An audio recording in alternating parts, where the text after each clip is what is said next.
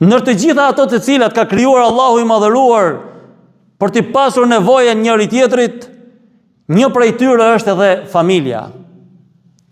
Allahu i madhëruar ka krijuar mashkullin dhe femrën, dhe në bashkimin e këtyre dyve e ka quajtur familje. Martesë është një dhunti e madhe prej Allahut të madhëruar.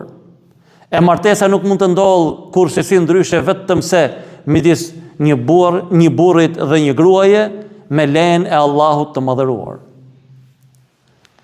Thot Allahu i madhëruar në ajetin kuranor: "Wa min ayatihi an khalaqa lakum min anfusikum azwajan."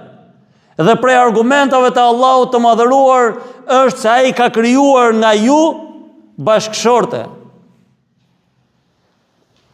Pra ju ka krijuar juve, ka krijuar dhe bashkëshorten tuaj në mënyrë që të plotësoni njëri tjetrin.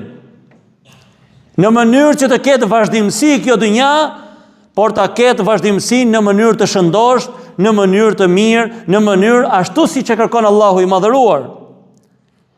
Liteskunu ilejha, thot ka krijuar nga ju bashkëshorte që të qetësoheni tek ajo, të gjeni qetësi.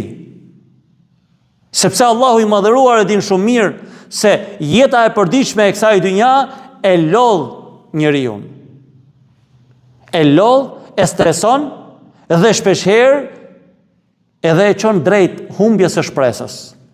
Por kur dy bashkëshortet me njëri tjetrin e këshillojnë njëri tjetrin, e qetësojnë njëri tjetrin, ne jemi të bindur dhe të vetëdijshëm se të nesërmen ne dalim me një shpresë të re.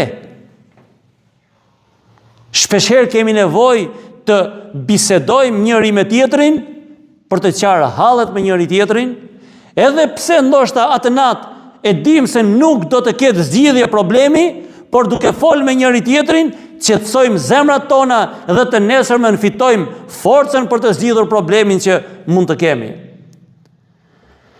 Wa ja'ala bainakum mawaddata wa rahma, dhe thot në mes jush krijoj dashuri dhe mëshirë. Pra nëse duam ta ndjejmë dashurinë e vërtetë të Allahut të madhëruar, duhet të shikojmë se çfarë mirësie dhe çfarë dashurie dhe çfarë mëshire ka dhuruar Allahu i madhëruar midis burrit dhe gruas.